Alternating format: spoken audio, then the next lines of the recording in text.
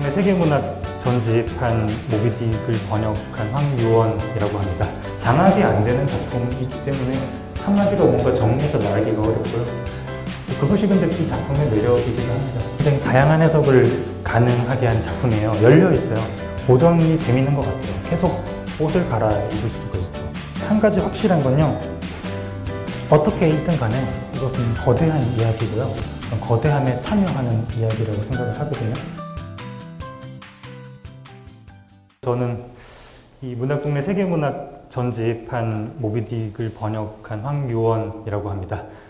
예, 사실 엄한 책이고요. 모비딕이라는 것이 또 금요일 저녁인데 이렇게 많이들 와주셔서 되게 반갑고 되게 보통 분들은 아니실 것 같습니다. 모비딕에 관심이 있으신 분들이니까 쉬운 책은 아니라서요. 그래서 제가 사실 하는 일들이 이것저것 있는데요. 번역도 하고 공부도 하고 있어요. 시도 쓰고.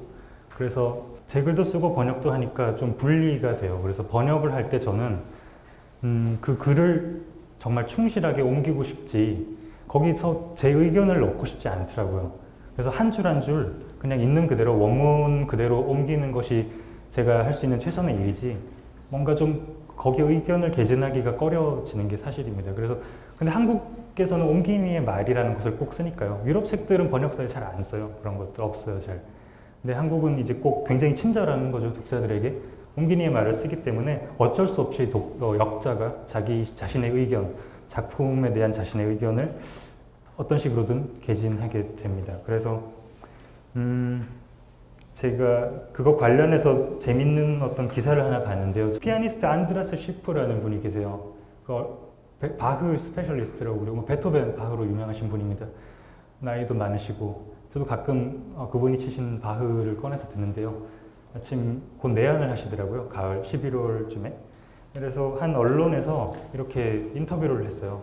아무래도 이제 바흐, 베토벤 전문가니까 바흐나 베토벤의 작품에 대해서 어떻게 생각하시냐 그런 엄한 질문을 또 던졌더니 이분이 굉장히 재밌는 말을 했어요. 대가니까 인터뷰도 많이 해봤겠죠? 잘 빠져나간 거예요.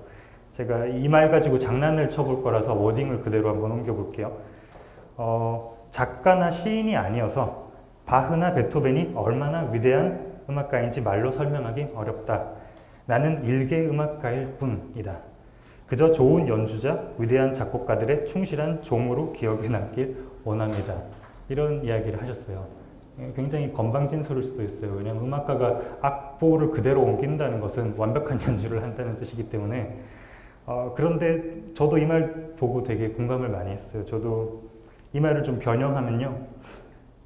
저는 비록 시인이긴 하지만 멜빌이나 모비딕이 얼마나 위대한 작가이고 작품인지 말로 설명하기 어렵습니다.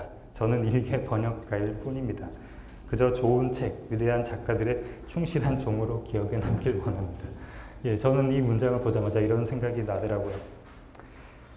하지만 또 이렇게 이런 자리에 여러분들하고 만나는 게 큰 또 행복이기도 하네요. 저 사실 이 책 내고 거의 외부 활동 안 했거든요. 계속 책상에 앉아 있었어요. 그래서 이 책을 읽은 어떤 소감도 듣지 못했어요. 근데 여기 오신 분들은 그래도 완독하신 분도 있을 것이고 부분적으로도 읽어보신 분들이 계실 것 같아요. 혹시 다 읽어본 분 계신가요? 다 읽어보신 분? 없으세요? 아직 안 읽으신 분들 위주로 봐야 될까요? 예, 그렇군요. 그럼 강연 후에 다 읽어주시길 바라겠습니다. 근데 강연은 제가 그래서 어떤 분들이 올지 몰라서요. 좀 지역적이고 번역가로서 관심 가질 수 있을 법한 그런 좀 사소하고 지역적인 이야기 플러스 좀 꼼꼼하게 읽었기 때문에 할 수 있는 그런 말들, 구조적인 어떤 측면에서의 접근, 해석의 다양성이 어떻게 가능한 것인가 모비딕에서 그런 걸로 약간 나눠봤어요. 전반부, 후반부 잘 될지 모르겠는데 그래서 안 읽어오신 분들도 괜찮습니다. 근데 최근에 제가 이 모비딕을 다시 한번 강연 준비를 하면서 보다가 한 문장이 생각났어요. 윌리엄 블레이크라는 영국의 시인이 1751년생이니까 블레이크가 멜빌이 살아있을 때 멜빌이 태어났을 때 여전히 살아 계셨던 분이죠. 아주 옛날 시인이지만 멜빌이 그만큼 옛날 사람이니까요. 그래서 그 한 문장 제가 봤을 때 모비딕의 핵심을 담고 있다고 생각되는, 모비딕을 읽어보지는 않았지만 블레이크가 쓴 문장이 있어서요. 한번 써보겠습니다.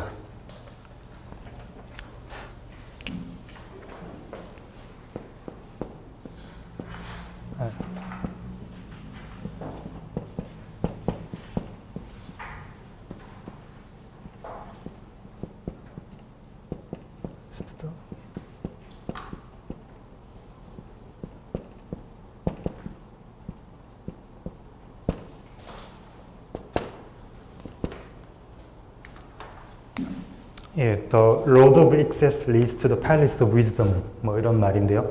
그 블레이크가 쓴 굉장히 유명한 시가 있어요. 천국과 지옥의 결혼이라고, The Marriage of Heaven and Hell, 그런 작품이 있는데 그 중에서 가장 유명한 경포처럼 많이 쓰이는 문장입니다.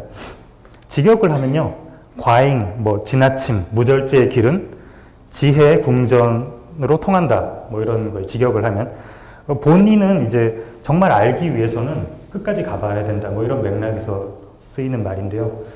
저는 이 문장이 왜 떠올랐냐면, 모비딕은 이 두 개가 있어요. 이 두 개가 제가 봤을 때 두 개의 축인 것 같아요.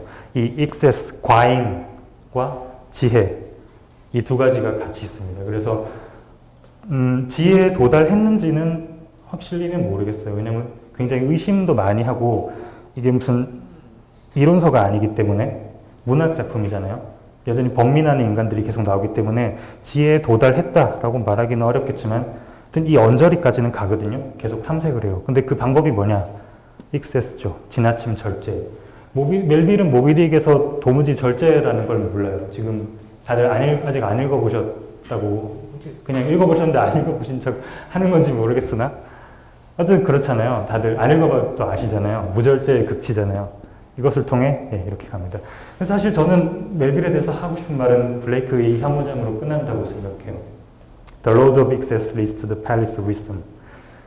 그래서 이 한 문장부터 집에 가면 좋겠지만, 제 평소 성격으로는 시간이 아직 한 10분 정도 지난 것 같네요.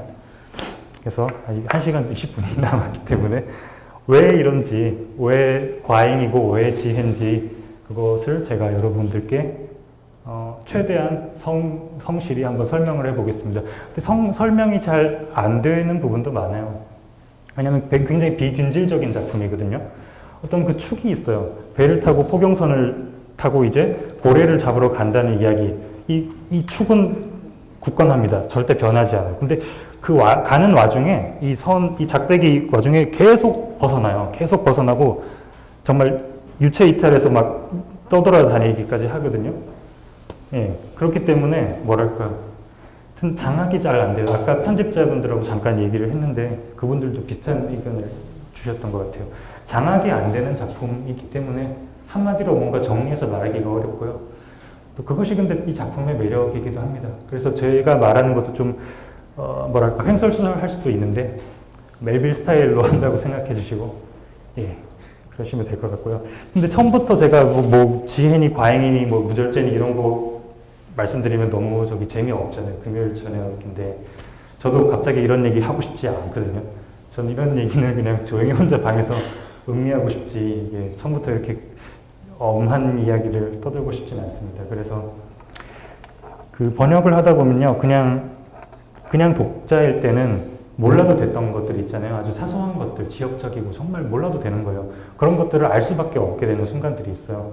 그게 재밌기도 하고 되게 짜증나기도 해요. 내가 왜 이런 것까지 알아야 번역을 할 수 있는 거지? 난 남이 한 게 너무 좋은, 그냥 남이 한 걸 읽고 싶은데 왜 이런 걸 하고 있는 거지? 싶을 때도 있지만, 그래도 뭐 그게 이제 나름 배움이니까요. 그런 것들 짜투리 정보지만 한번 알려드리는 걸로. 다들 제목은 아시죠? 모비딕. 모비딕 하면 영미권에서도 다들 알죠. 고래의 대명사예요. 고래 하면 모비딕이고 모비딕 하면 고래죠. 그래서 읽어본 사람이 영미권에도 그렇게 많지가 않은데 모비딕을 모르는 사람은 없는 걸로 알고 있어요. 그리고 상품, 고래 관련 상품에 죄다 모비딕이라는 말이 붙어요. 그래서 모비딕이 향유고래를 다루는 작품이거든요. 참고래도 나오지만 주로 향유고래란 말이에요. 향유고래를 잡으러 떠나는, 그리고 모비딕 자체가 향유고래이기 때문에 스퍼մ 웨일을 잡으러 가는 건데, 혹등고래 이미지를 막 너무 많이 써요. 가끔 보면 혹등고래 아시죠? 그래서 대체 어떤 생각으로 이렇게 혹등고래를 쓰는 걸까 싶을 만큼 이상할 때가 있는데 그만큼 이제 고래 대명사라는 것 같아요. 모비딕하고 어떤 고래 붙여도 이상하지 않다는 것인지. 그래서 그 영향력이 일단 상당합니다. 당시에는 거의 읽히지 않았고 잊혀진 작품이었지만 모비딕의 영향력은 아직까지 건재해서요. 뭐 언론에서도 미국에서도 뭐 트럼프 이민 정책 이런 거 관련해서 이민자 정책 그 에이헤브 선장의 트럼프를 비유하기도 하고요. 그리고 이제 문학가들도 계속 모비딕을 사랑하죠. 그래서 최근에만 해도 가장 최근에 이제 신간이에요. 신간 문학동네에서 나왔던데 제니퍼 이건 맨해튼 비치라는 작품이 그 모비딕의 일장이 물에 대한 몽상이거든요. 굉장히 아름다워요. 모비딕 일장. 바쇼라르가 마치 다원소에 대해서 썼을 때 물에 대해서 쓴 것 같은 그런 어떤 몽상적인 어떤 아름다움으로 넘쳐나는 챕터입니다. 거기서 영향을 받아서 쓴 소설이라고 해요. 저도 구입했는데 아직 읽어보지 못했는데 보니까 인용 구절이 있더라고요. 일부 그 일장에서. 그리고 이승우 소설가 다들 아시죠? 그리고 최근에 캉탕이라는 작품을 냈는데 그것도 모비딕의 뒷얘기 같은 거고요. 또 핍이라는 굉장히 인상적인 캐릭터가 있습니다. 모비딕에서. 핍에 대해서도 하자면 얘기가 되게 할 얘기가 많은데 조금 이따 잠깐 소개를 하기로 하고요. 어쨌건 핍이라는 인물도 나오고요. 그렇게 지금 현대 작가들이 모비딕을 그렇게 인용해서 영향을 받고 자기 작품들을 쓰고 있습니다. 아직까지 살아있는 작품이죠. 어떻게 보면 그 어느 때보다도 더 살아있다고 할 수 있는 그런 작품이고요. 그래서 그 주인공인 이슈미얼이라는 사람이 우울증이 심해요. 그래서 죽고 싶은데 권총이나 칼 대신 선택하는 게 바로 바다예요. 그래서 죽음을 자살을 하지 않기 위해서 바다로 가는 사람이 나오는 거죠. 그래서 그 이슈미얼이 피코드호라는 에이헤브 선장이 지휘하는 그 배를 타고 원래 고래를 잡아서 고래 기름을 얻어야 되는데 이 사람한테 말려 들어가지고 선원들이 전부 다 그 흰 향유고래, 모비딕이라는 고래를 잡으러 가게 되는 여행에 동참하게 됩니다. 그래서 결론은 뻔하죠. 비극이에요, 비극. 잡아서 돌아온다는 얘기는 재미없잖아요. 당연히 모비딕이 피코도를 우현 뱃머리 쪽을 이마로 쳐박아서요. 물이 새서 침몰해서 다 죽고 이슈미얼 주인공만 살아남아요. 그래서 마치 다 읽고 나면 이것이 이슈미얼의 생존담, 회고담 이렇게 읽히기도 하거든요. 그래서 재밌는 게 다들 아시잖아요. 첫 문장 Call me 이슈미얼이라고 나를 이슈미얼로 불러달라. 그 문장을 지금 아까 저기도 있던데 샤보테가 그리고 다시 쓴 모비딕 그래픽 노블 파는 마지막에 이슈미얼이 이렇게 바다에서 나오면서 Call me 이슈미얼이라고 끝납니다. 그러니까 마지막을 앞이랑 붙여놨어요. 이것이 되게 제가 보기엔 성견지명 같은데요. 왜냐면 저는 이 작품을 읽을 때 조금 이따 자세히 얘기하겠지만 그게 주제 중에 하나예요. 이 성격. 기독교적인 세계관이란 말이에요. 기본적으로 선형적이에요. 처음과 끝이 있고 이분법적인 세계인데 거기에 이질적인 요소들이 끼어들어서요. 이 선형적인 세계관, 시간관을 무너뜨립니다. 그래서 이게 순환론 비슷한 것들이 계속 끼어들어요. 이교도적인 것들이죠. 그게 계속 이상하게 조화를 이루거든요. 굴러가거든요. 네, 그 얘기는 조금 이따 다 또 자세히 드리겠습니다. 어쨌건 뭐 그런 플롯은 간단한 소설이고요. 간단하지만 간단하지 않다라는 말씀을 드렸어요. 선형적인 플롯이지만 순환론적인 세계관들이 계속 개입하기 때문에 이게 도대체 어떤 세계관을 옹호하는 소설인지 알기가 좀 어렵게 되는 측면이 있어요. 그리고 에이헤브도 제가 방금 말씀드렸다시피 트럼프 대통령 얘기하면서 인용하고 폭군, 전형적인 폭군, 독선적인 사람 이야기를 하는데 그렇지만도 않아요. 만약 그렇게만 얘기하면 좋은 문학 작품이라고 할 수는 없을 것 같거든요. 인간 다면체잖아요. 모든 것들이 다 그렇죠. 다들 이견이 있으시겠지만 저는 그냥 작가가 있는 그대로 보여주는 작품이 훌륭하다고 생각해요. 그 판단은 독자들한테 맡기고 작가는 모든 걸 다 최선을 다해서 보여주는 그런 작품. 그래서 독자들이 알아서 해석할 수 있는. 그렇지만 다양하게 해석할 수 있도록 그 다면체를 정말 정교하게 깎아놓는 그런 작품이 훌륭한 작품이라고 생각하는데 모비딕도 그런 면이 있습니다. 그래서 에이헤브가 폭군으로만 그려지진 않아요. 저도 창피한 얘기지만 인간으로 살다 보면 정말 얄미운 사람이 있을 때가 있어요. 저 사람은 악의 화신인가? 이렇게 여겨질 때가 있어요. 그래서 별 생각을 다 했을 때가 있어요. 저도 옛날에. 저 인간은 어떻게 무너뜨려 주지? 어떻게, 하여튼 그럴 때가 있는데, 살다 보면 그럴 때가 있잖아요. 그래서 에이헤브가 어떤 모비딕의 모든 악의 관념을 뒤집어 씌워요. 그래서 모비딕이 무슨 죄예요, 사실? 그럼 그냥 고래란 말이에요. 어쩌다 자기를 공격해서 다리를 물었을 뿐인데, 온갖 모든 악의 관념을 덮어 씌우고, 악을 마치 응징하기 위해서 쫓는다는 말이죠. 네, 그런 숭고한 어떤 측면이 있는데, 그런 걸 보면 또 동감이 되기도 해요. 네, 저는 에이헤브에 대해서 그래서 잘도 모르겠어요. 당연히 나쁜 사람이고, 그렇지만, 이해하게 되는 측면이 없다고 말할 수도 없는 것 같아요. 모비딕이 매사에 이런 식이에요. 모든 것에 대해서. 그렇기 때문에 재밌는 작품이고요. 또 에이헤브 말 조금만 더 하면 에이헤브 말 굉장히 잘해요. 대사들이 연극 대사 같이 이렇게 되거든요. 그래서 멜빌이 이걸 쓸 때 사실 셰익스피어 영향을 굉장히 많이 받았어요. 멜빌이 약간 혼자 공부한 사람인데 셰익스피어를 보고 너무 놀라가지고 미친 듯이 읽었어요. 읽었을 때. 그래서 호손과 셰익스피어의 영향을 지대하게 받았단 말이죠. 그래서 매일 셰익스피어 문장들을 막 변형해 놓은 것들도 곳곳에 많아요.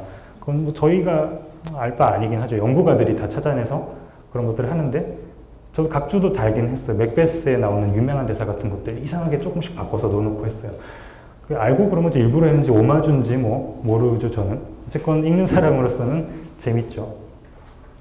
하여튼 이런 복잡한 소설입니다. 그래서 어떤 한쪽 해석을 옹호한다? 이런 거 되게 좀 무서워요, 모비딕에서. 근데 또 그렇게 얘기를 안 하면 또 어떻게 얘기할 것인가? 이것도 좀, 예, 난감하고요. 그래서 제가 이제 왜 해석이 다양하게 되는지 그것들을 좀 오늘 짚어보려고 하고요. 지역적인 얘기를 조금 더 해볼게요. 제목이 왜 모비딕인지부터 얘기를 해보죠. 제목부터. 저희 책 낼 때도 이걸 어떻게 해야 될지, 뭐 띄울지 붙일지 하이픈을 붙일지 뭐 얘기를 많이 했고 결국은 모비딕으로 이렇게 됐는데요. 제목이 혹시 왜 모비딕인지 아시는 분 계세요? 왜 제목이 모비딕? 모비딕이 무슨 뜻인지 아세요? 아시는 분이 없을까요? 예, 없는 게 당연합니다. 아무도 모르거든요. 모비딕이 왜 모비딕인지. 제가 왜 그런지를 말씀을 드릴게요. 모비딕 하면 너무나 익숙한 이름이잖아요. 근데 모비딕의 뜻은 왜 모비가 무슨 뜻인지 아무도 몰라요. 왜냐하면 멜빌이 왜 모비라고 했는지 어떤 기록도 남기지 않았어요. 우리가 참고할 건 기록뿐인데 뭐 일기니 뭐니 다 뒤져봐도 왜 모비라고 썼다 이게 한마디도 없어요. 그럼 잠깐 모비딕의 출판 역사에 대해서 잠깐만 말씀을 드릴게요. 이게 또 재밌기도 해요. 이게 1851년에 나온 작품이에요. 1851년 하면 상상이 가세요? 어떤 시대였을지? 한국이나 이런 주변 나라들. 저는 상상이 잘 도무지 안 가서 봤더니 1680년 전이고요. 중국에선 청나라 말기입니다. 조선 후기. 조선이 1910년도에 일제합병되면서 망했으니까 아직 조선 후기죠. 한참 이제 남아있었던 그런 시기예요. 그때 나온 작품이란 말이죠. 그때 영어가 지금 영어랑 같을까요? 언어가 신조어가 계속 생기고 언어도 생명체잖아요. 계속 살아 움직여요. 있던 단어가 없어지고 새로운 의미가 붙고 그런단 말이에요. 그래서 모비딕의 지금 뜻과 그 당시의 뜻은 상당히 다릅니다. 근데 모르고 보면 지금 뜻으로 보면 이상한 뜻이거든요. 모비딕은 영어를 좀 하시는 분들은 아실 텐데 모비딕 되게 이상한 오해를 불러일으키는 제목이잖아요. 조금 이따 자세히 말씀드리겠습니다. 말씀을 드려야 될 것 같아요. 좀 민망한 얘기일 수도 있지만 모르시는 분들이 좀 많아서 어쨌건 이 당시는 그러니까 제가 말씀드렸잖아요. 뭐 청나라 말기고 지금은 미국이 문화 강국이죠. 뭐 영국이 뭐 대단하겠어요. 미국이 갔을 때 온갖 사람들이 다 모여서 만드나라고 쌓인 것도 많고 근데 당시에는 그렇지 않았어요. 그래서 책을 보통 영국에서 먼저 냅니다. 그리고 그 다음에 미국에서 냈어요.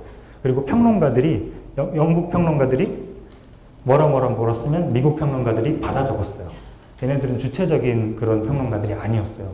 그쪽 말이 진리인 거예요. 물론 다 그렇진 않았겠죠. 그런 경향이 있다고 들었어요. 그래서 영국에 먼저 나오고 미국에 다음에 나오게 되는데요. 그렇게 되면 문제가 있죠. 해적판이 생깁니다. 영국과 미국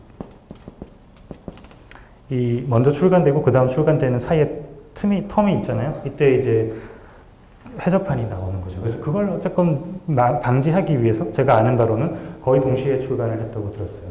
일단 어쨌건 영국에 먼저 나왔습니다. 그래서 출간 당시 제목은 모비딕이 아니고요. 모비딕은 이제 멜빌이 좀 바꾼 제목인데 The Whale이에요. 굉장히 심심한 제목이죠. 그냥 그 고래, 정관사니까 그 모비딕을 말하는 거긴 하죠. 근데 고래, 한국말로 옮기면 그냥 고래예요. 정말 심심하기 짝이 없는 제목이죠. 근데 멜빌이 그래서 제목을 바꾸려고 해요. 문제가 뭐냐면 영국에서는 이제 리차드 벤틀리에서 나왔고 미국에서는 하퍼 앤 브라더스에서 나온 것 같아요. 그래서 제목을 난 모비딕으로 바꾸겠다 하고 연락을 보냈는데 연락이 늦게 갔어요. 그래서 책이 벌써 나와버린 거예요. 이미 돌이킬 수가 없게 된 거죠. 그래서 더 웨일로 나왔어요. 영국에서는. 원래 이게 정본이 돼야 되는데 제목이 이렇게 됐고 또 편집이 엉망이었어요. 모비딕 앞에 보면 발췌문이 쫙 나와요. 그게 거기서부터 막혀서 못 넘어가시는 분도 되게 많은데 되게 재밌거든요. 멜빌이 쓰면서 모아놨던 자료들이에요, 다들. 그걸 보고 소설을 보면 또 더 재밌어요. 왜냐면 거기 있는 부분들이 소설에 있는 부분들과 상호작용을 합니다. 여기 있던 게 저기 나오고 여기 있던 게 저기 나와요. 예. 번역하느라 되게 애먹었는데 발췌문도 그 맥락을 다 알아야 되니까 어쨌건 그래서 더 웨일 그 발췌문이 이렇게 3권짜리로 3권짜리로 나왔어요. 발췌문이 원래 제일 앞에 가야 되는데 3권 제일 앞에 갔어요. 황당하죠, 읽는 독자들 입장에서는. 그리고 이 작품에는 에필로그가 있습니다. 유시미얼이 바다에 빠지고 바다가 이제 5,000년 전인가 4,000년 전인가처럼 다시 잠잠해지는데 그리고 끝나요. 그리고 에필로그에서 유시미얼이 살아나는 거란 말이에요. 근데 에필로그를 빼버렸어요.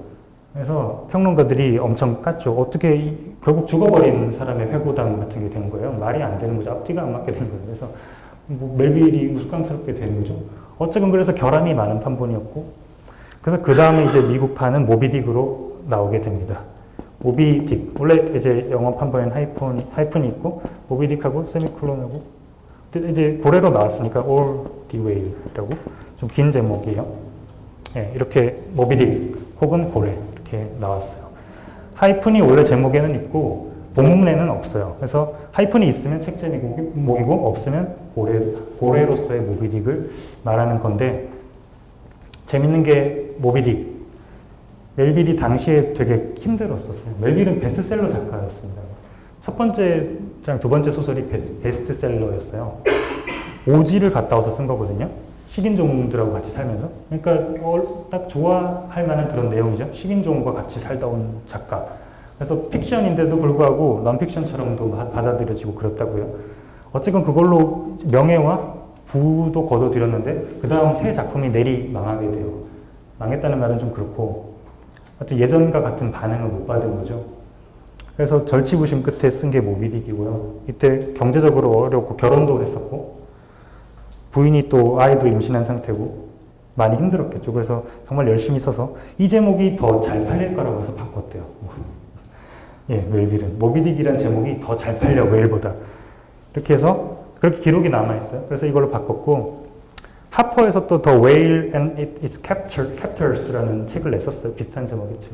작가들 비슷한 제목으로 내기 싫어하거든요. 요즘 같으면 이제 비슷한 제목은 검색도 잘 안 되고 그렇기 때문에 어쨌건 모비딕으로 이렇게 됐습니다. 모비딕은 어디서 왔냐?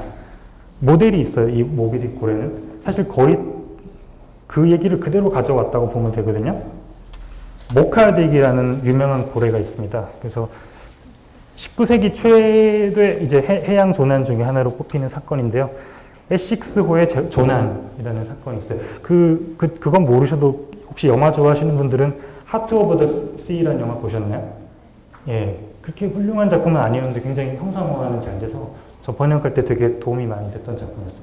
호경보트 안에 되게 복잡하거든요. 밧줄이 어떻게 엉켜 있는지 알 수가 없어요. 근데 그 영화를 보면 알 수가 있어요. 어떻게 잡았겠구나. 그래서 예, 하여튼 영화들을 아셨으니까 아신다고 하니까 그 에식스호에 등장하는 에식스호 조난 사건에 등장하는 모카딕에서 나온 거예요. 아주 악명 높은 향유고래였고요. 이 고래에 부딪혀서 에식스호가 침몰하게 됩니다. 그래서 모비딕 마지막에 나오는 얘기가 사실 그대로 가져온 이야기예요. 그래서 모카딕 무슨 뜻일까요? 모카섬 인근에 출몰하던 악명 높은 고래거든요. 그러니까 딕이 지금은 뭐 그냥 남자 이름이기도 하고 뭐 그냥 그 남성의 성기를 지칭하는 속어기도 해요. 근데 당시에는 그냥 뭐 톰, 잭 이런 게 그냥 붙이는 거였어요. 앞에 지명을 붙이고 뒤에 그냥 이렇게 이름을 흔한 이름을 붙이는 거예요. 뭐 영희철수 같은 거. 그럼 고래 이름이 돼요. 그래서 유명한 고래 중에 뭐 뉴질랜드 톰이니 뭐니 그런 것들이 뉴질랜드 톰, 뭐 티모르 잭 이런 고래 이름들이 나와요.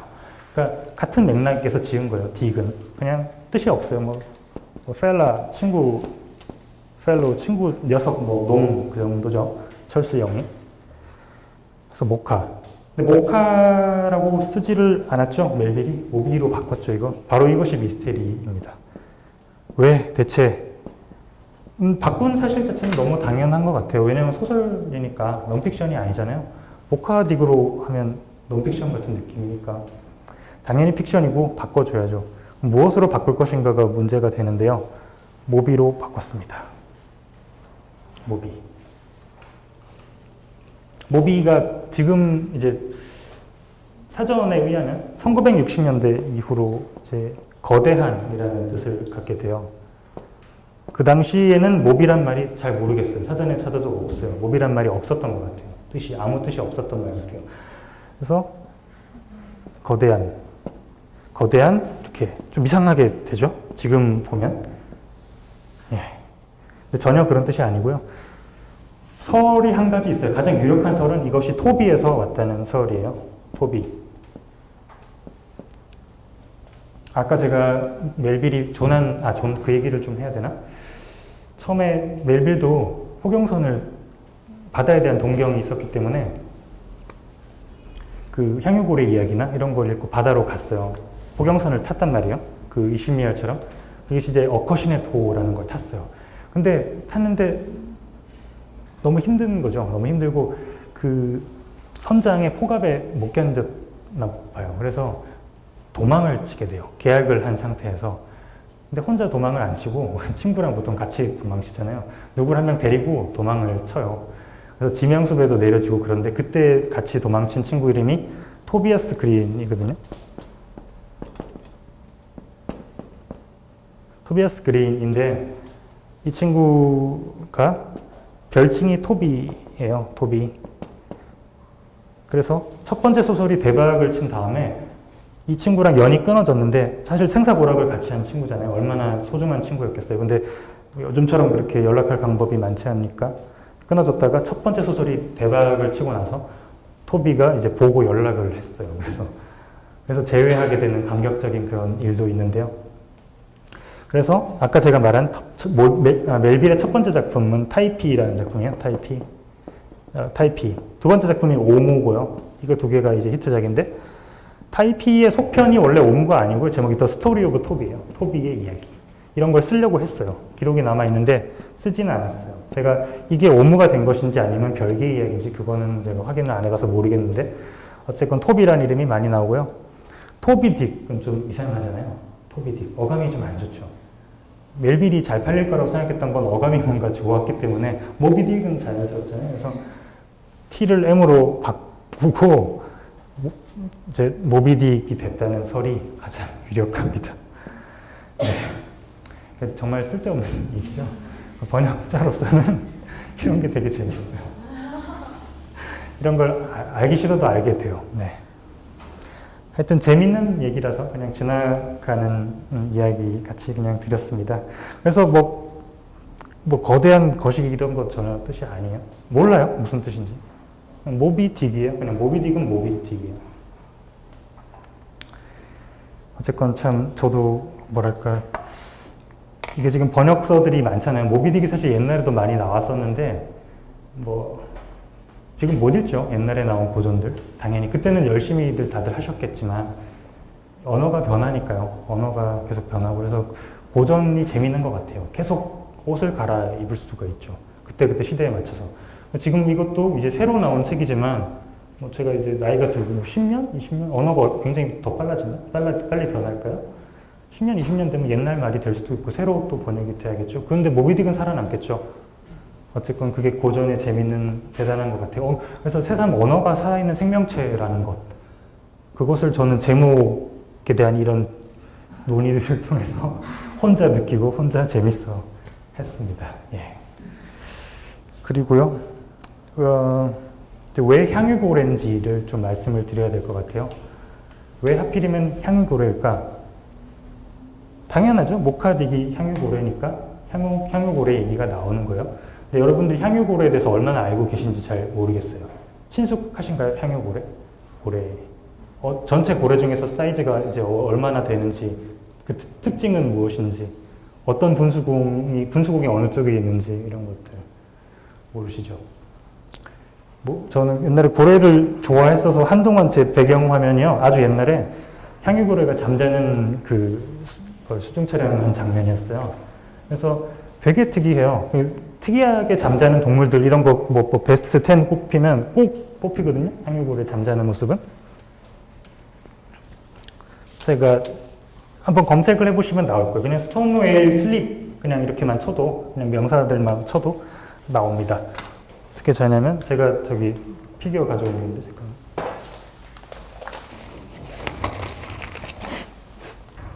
이게 향유고래 피규어인데요.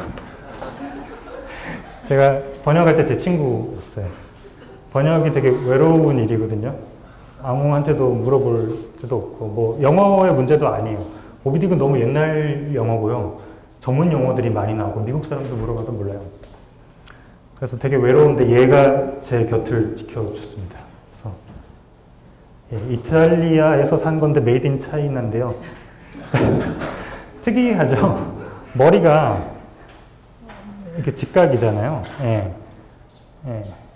딱 아시겠죠? 왜 그런지. 포경선을 침몰시킬 수 있는, 박아서 그럴 수 있는 고래는 향유고래밖에 없는 것 같아요.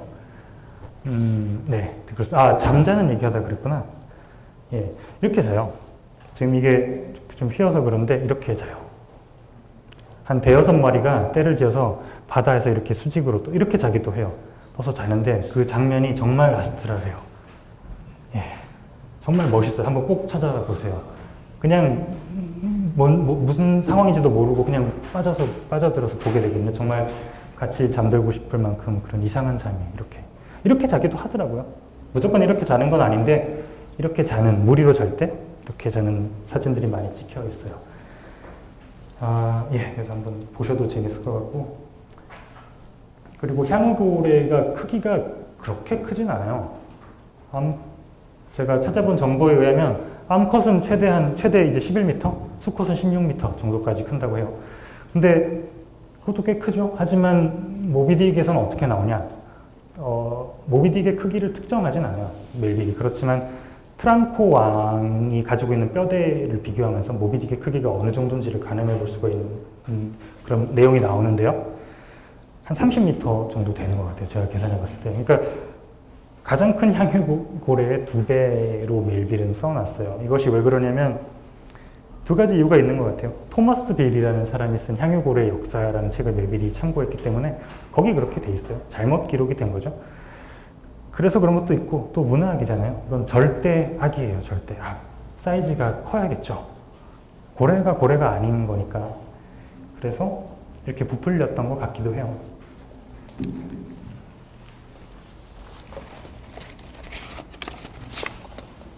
네, 제가 막 이런 거 되게 모으는 거 좋아해가지고 집에 막 고래 관련된 거 많은데, 예,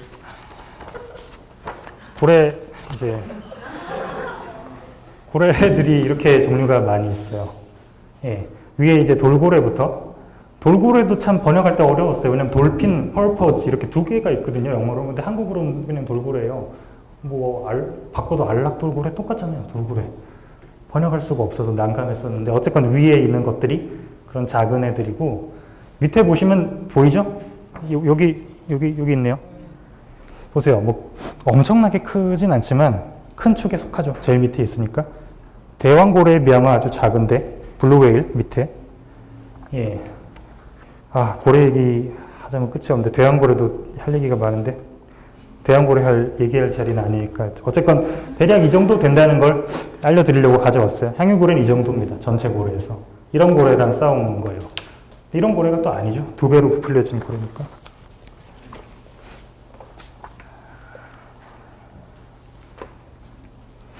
예.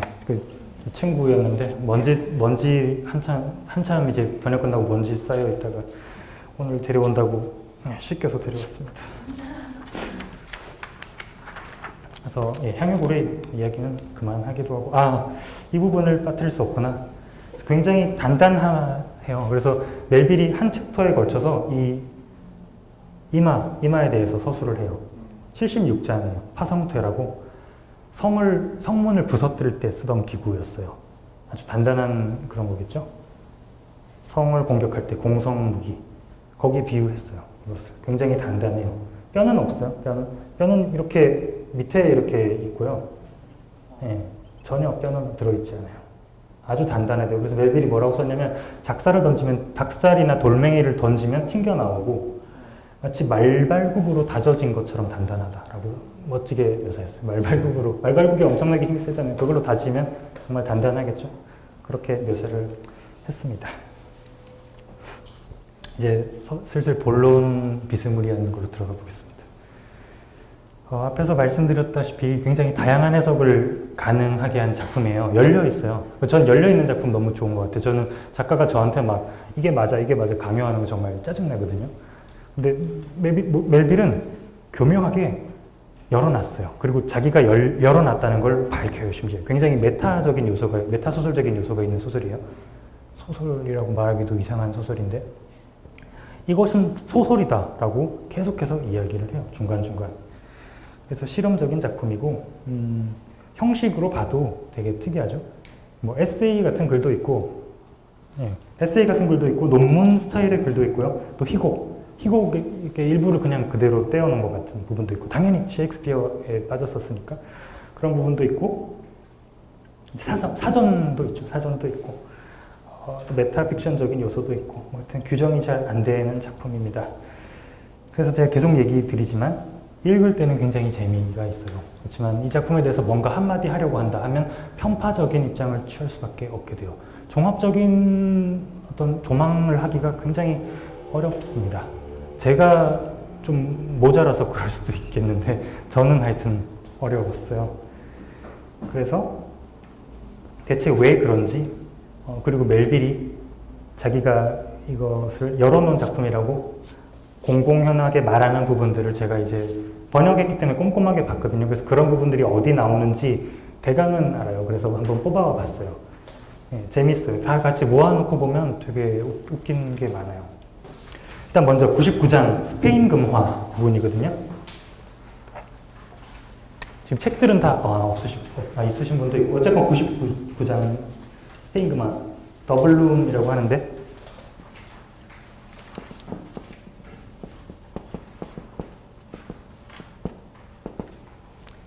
여기서 스페인 금화라는 건 이제 에이헤브 선장이 선원들을 꼬실 때 쓰는 거예요. 그러니까 돈으로 매수하는 거죠. 너희 고래를 제일 먼저 발견하는 사람에게 내가 이 금화를 주겠어 하고 제일 먼저 there she blows 이렇게 해요. 고래가 물을 뿜는다 이렇게 하는데 걸 제일 먼저 외치는 사람에게 이걸 주겠다라고 해요. 그래서 사실 이거 하나만 가지고도 한 30분 이야기를 할 수가 있어요. 되게 재밌어요. 굉장히 정치적이에요. 그러니까 조금만 얘기를 할게요. 에이헤브가 이걸로 꼬셨단 말이에요. 고래를 찾는 사람에게 주겠다 하고 박아요. 돛대에 봤는데 자기가 찾아버려요. 고래를. 그러니까 말이 안 되는 거예요. 이상하게 된 거예요. 이걸 내가 이제 너에게 베풀어놓으라 하고 막 와 해야 되는데 자기가 찾으니까 말이 안 되잖아요. 그래서 이건 내가 찾은 게 맞지만 다시 녀석이 죽음을 당하게 되는 날, 그러니까 모비딕이 죽는 날, 고래가 죽었다고 가장 먼저 소리치는 에게 그 말을 주겠다라고 말을 슬쩍 바꿔요. 굉장히 정치적인 인물이에요. 그리고 또 한 번 더 나가요. 머리를 한 번 더 굴리는 거예요. 왜냐면 이번에도 내가 찾으면 어떡해 이런 생각이 있잖아요. 그래서 혹시 그래도 이번에도 내가 찾게 되면 이 금화의 10배가 되는 액수를 너희 모두에게 주겠다라고 말도 안 되는 소리를 해요. 굉장히 정치적인 인물이에요. 그래서 그런 금화예요. 그 금화에 이것도 모비딕 저희 일러스트판 굉장히 제가 나와서 뿌듯한 책인데요. 일러스트판에는 나와 있어요. 금화에 새겨진 그림들이 있거든요. 그림이 있어요. 그래서 이 그림을 모든 선원들이 해석을 하는 씬이 나오는데 그게 바로 99장이에요. 인물들이 돌아가면서 여기 그려진 그림이 무엇을 뜻하는지 다 한마디씩 말해요. 예. 결정적인 문장은 이거예요. 읽어볼게요. 한 줄 짧으니까. 또 다른 해석이 나왔군. 그래도 원문은 여전히 하나야. 세상은 딱 하나뿐이라도 거기 사는 사람은 여러 종류가 있어. 그런 말이 나와요. 원문은 하나지만 해석은 사람에 따라 다르다. 이 말을 웰빌이 합니다. 대놓고. 이건 이제 도상학의 측면이겠죠. 그리고 보는 사람마다 다르다. 뭐 다양하게 읽을 수 있다. 그런 거고 또 다른 부분에 나옵니다. 79장에 보면요. 대초원이라는 부분인데 제가 방금 보여드린 그 고래 이마에 대해서 얘기가 나와요. 재밌는 것이 하나씩 다 건드려요. 여기서는 도상학이잖아요. 여기서는 이제 인상학, 골상학, 뭐 우리로 치면 관상 같은 거죠. 쉽게 말하면 골상학. 그래서 이 향유고래의 이마에 있는 이 주름을 해석하는 이야기가 나와요. 해석이 안 되죠. 그래서 이렇게 얘기해요. 가장 마지막에 굉장히 유명한 구절이에요. 그래서 나는 그 이마를 여러분 앞에 내놓을 뿐이다. 읽을 수 있거든 한번 읽어보시라. 라고 도발적으로 말해요. 무슨 말이냐면 이 앞면이야. 향유고래 앞면 이마를 보시면 눈이 안 보여요. 아무것도 안 보여요. 텅 빈 백지이고 주름만이 있어요. 이것의 의미를 누가 읽어낼 수 있으리 그런 거거든요. 한번 읽어봐라 라고 한대요. 웰빌은. 읽어봐. 독자들한테 하는 말이에요. 그리고 또 있어요. 32장에 보면요. 고래학 부분인데 이 부분이 이제 많이 힘들어 하시는 부분. 제가 아는 한 친구는 그 미국애인데 여기서 거의 포기할 뻔했다고 하더라고요. 근데 그만큼 힘든 장인데 여기도 그런 부분이 나옵니다. 당시에 그 건설 중이었던 독일의 대성당에 비유하면서요. 이 부분은 제가 안 썼는데. 어쨌건 이것도 결국 내 작품도 초고의 뿐이다. 결국 위대한 작품들은 그 대성당이 대를 거스르면서 이렇게 지어졌던 거거든요. 한 대에 안 지어지잖아요. 자기 작품을 거기에 비유해요. 그래서 마치 독자들이 완성시켜주기를 바라는 뉘앙스의 문장이 있어요. 어차피 작품은 내가 완성시키는 게 아니고 독자가 완성시키는 거다. 뭐 이런 식의 또 얘기를 해요. 그리고 또 한 군데 더 있어요. 제가 더 있을 거예요. 다 찾지 못했지만 86장 꼬리 부분에 있어요. 꼬리라는 챕터인데 여기는 이제 또 먼 눈에 뭐만 보인다라는 주제가 나와요. 제가 시간 관계상 문장은 다 인용하지 못하겠어요. 단테가 보면 그게 지옥불이고 누가 보면 뭐 대천사고 이런 게 나와요. 누가 보냐에 따라서 천사일 수도 있고 악마일 수도 있다 이런 구절이 나와요. 이것도 역시 이거랑 비슷하죠? 보는 사람에 따라 달라진다. 지금 보세요. 그래서 다양하게 읽을 수 있다. 그리고 이건 거의 읽어낼 수 없다는 뉘앙스예요. 읽는 건 불가능해. 누가 알겠어? 아무도 몰라. 라는 거예요. 이건 다양한 거고 이건 불가능한 거고요. 이거는 완전 또 다른 얘기죠. 읽는 순간 완성되는 거야. 또 이것은 뭐죠? 어느 날 뭐만 보인다? 좀 비슷한 거죠? 자기식대로 읽는다. 인간은 자기의 어떤 틀밖에는 볼 수 없어. 이런 거예요. 지금 제가 4가지를 뽑았지만 이것들만 또 해석하기 엄청난 주제들이에요. 이게. 예. 이런 것들을 공공연하게 웰빌은 써놨습니다. 예. 자기 작품이 어떻게 해석되길 바라는지 이것만 봐도 알 수가 있죠. 예. 해석하기 어려운 게 당연해요. 이렇게도 되고 저렇게도 될 수 있게 치밀하게 써놓은 거예요. 그리고 이제 이 다양성이 담보되려면 세계관, 여러분들도 다 세계관이 있으실 거예요. 그게 어느 정도 공고하든 아니면 계속 성립돼 나가는 과정이든 다 있는데 하나로 안 읽히려면 세계관이 이제 다양해야 되겠죠. 근데 가장 다양한 세계관이 뭐죠? 양극을 같이 놔두는 거예요. 그래서 제가 봤을 때 되게 재밌어요. 피직스와 메타피직스가 같이 있어요. 굉장히 물리적이고 육체적인 소설이에요. 고래피가 막 기름이 튀고 막 그렇단 말이에요. 땀이 튀고 그 살냄새, 피냄새가 막 나요. 근데 한쪽에서는 또 어떤 지구의 관념들, 천상의 세계에 대해서 이야기를 해요. 그걸 같이 해요. 예. 굉장히 하기가 어려운 건데, 그래서 피직스.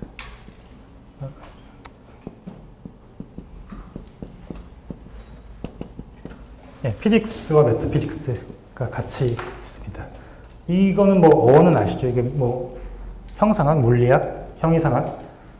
예, 뭐 어원은 치우죠. 이게 메타라는 게 붙게 된 과정, 뭐 연원이 있는데 뭐 다들 아실 것 같고요. 찾아보면 나오는 거라서. 어쨌건 그래서 이것이 모비딕의 스타일이라고 저는 생각해요. 모비딕을 관통하는 어떤 스타일이에요. 그래서 이렇게 되는 것도 있습니다. 처음엔 피직스에서 시작해서 메타피직스로 가는 그런 흐름을 다 보여주는 것. 그것이 작품 전체에 걸쳐서 나타나지만 그냥 집약적으로 아주 짧게 그리고 아주 시적으로 보여주는 장이 있어요. 제가 되게 좋아하는 장이거든요. 57장입니다. 굉장히 짧아요. 몇 장 안 돼요. 근데 여기에 이 내용이 다 들어가요. 이 제가 방금 말한 피직스에서 메타피직스로 넘어가는, 아우르는 것들이 다 나와요. 그래서 한번 시간 되시면 읽어보시면 좋을 것 같아요. 어떤 식이냐면 멜빌이 고래에 대해서 다 부른단 말이죠. 모든 고래에 대해서 다 얘기한 다음에, 고래에 대해서 이야기할 수 있는 건 다 이야기한 다음에 고래 그림들에 대해서 이야기해요. 오류가 적은 그림, 뭐 오류가 없는 그림 얘기하고 더 이상 할 게 없잖아요. 그럼 어디로 가냐면요. 다른 자연물에 있는 고래로 가니까 고래 아닌 고래로 가는 거예요. 고래가 아닌 데서 고래를 봐내는 경지까지 갑니다. 모든 걸 다 고래로 해석해내려고요. 그래서 이 챕터의 제목 자체가 그림, 이빨, 나무, 철판, 돌, 산, 별자리에 나타난 고래들에 대하여입니다. 그래서 아주 비리한 런던의 어떤 부둣가에 있는 절름발이 거지가 들고 있는 나무 판때기에 있는 고래 그림부터 시작해서요. 그 고래 이빨을 새겨서 거기 그림 고래를 얘기하고 나무, 철판, 돌을 넘어가더니 그 다음 산으로 가요. 산에서 어떤 지점에서 어떤 시간대에 볼 때 그 산 등성이가 고래처럼 보인다는 거예요. 그리고 돌도 고래처럼 보이고, 고래 아닌 거에서 고래를 보죠. 이게 열거하면서 점층법이에요. 점점 위로 올라가요. 제일 바닥에서 런던의 부둣가죠. 부둣가에서 이렇게 점점 올라가고 산까지 올라가더니 마지막에 별자리로 갑니다. 고래 별자리가 있잖아요. 별자리에 대해서 얘기를 해요. 그리고 또 어디까지 가는지 아세요? 이 별자리에서 멈추면 별자리도 돌이잖아요. 별도 돌이에요. 그래서 아까 말한 이 돌이랑 똑같아요. 더 큰 돌이죠. 여기까지만 해도 이 피직스의 세계인데 이것을 이 별자리, 고래 별자리에 올라타서 뛰어넘어서 천상이 진짜 있는지 없는지 내 눈으로 직접 확인할 수만 있다면 이렇게 끝나요. 굉장히 짧아요. 지금 이게 진행되는 게. 근데 굉장히 집약적이고 거의 산문시에 가까워요. 그래서 바닥에서부터 위에까지 다 훑습니다. 제가 봤을 때는 아주 의도적으로 이렇게 쓴 것이고요. 굉장히 잘 쓴 산문이라고 저는 생각해요. 근데 이건 제 생각이에요. 어떤 사람은 제가 모비딕에 대해서 다른 사람들이 쓴 책들을 봤는데 이건 좀 과하다. 이건 빼도 되겠다. 이런 사람도 있더라고요. 의견이 되게 갈려요. 본 사람마다 좋아하는 챕터가 다 다른 소설이 모비딕이기도 해요. 재밌어요. 하여튼 찾아보세요. 훨씬 제가 말한 것보다 아름답게 그려져 있어요. 그냥 한 편의 산문시예요.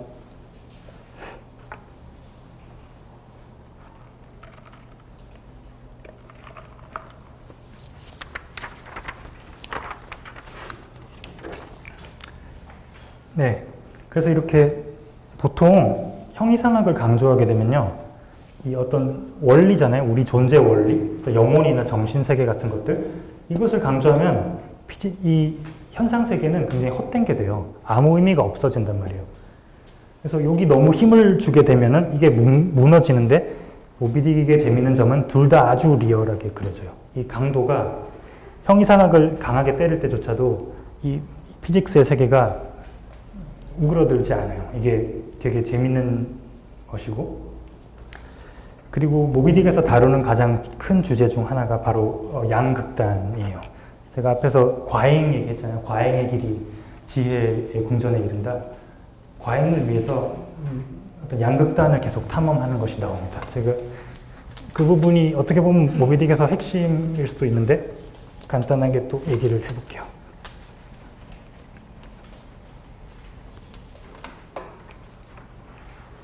지워버렸구나.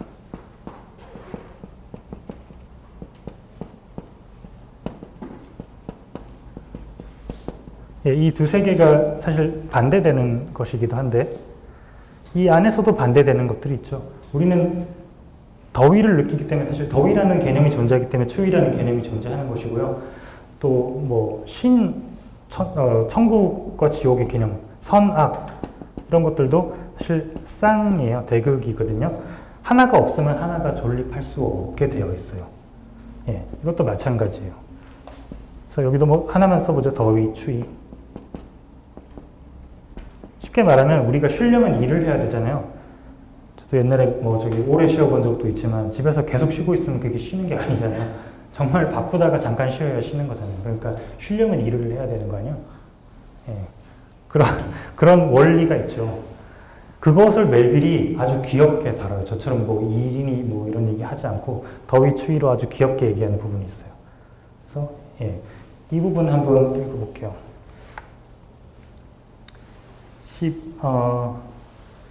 11장 잠옷 부분이고요.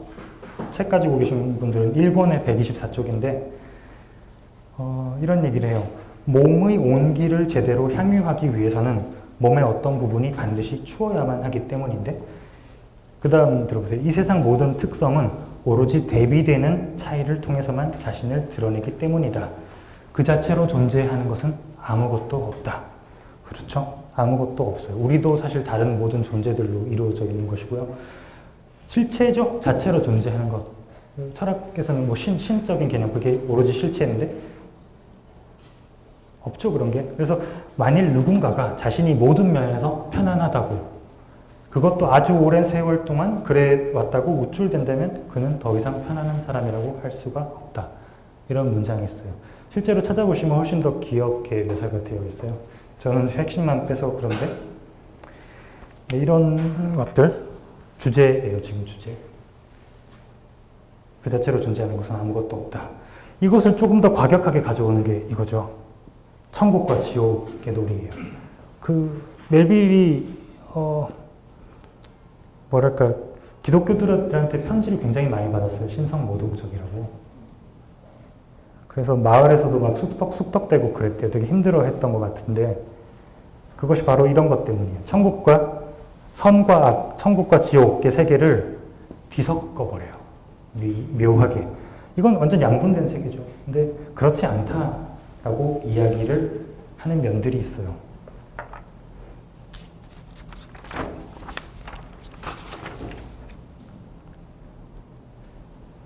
그 부분이 이제 엔딩에 해당되는 부분인데요.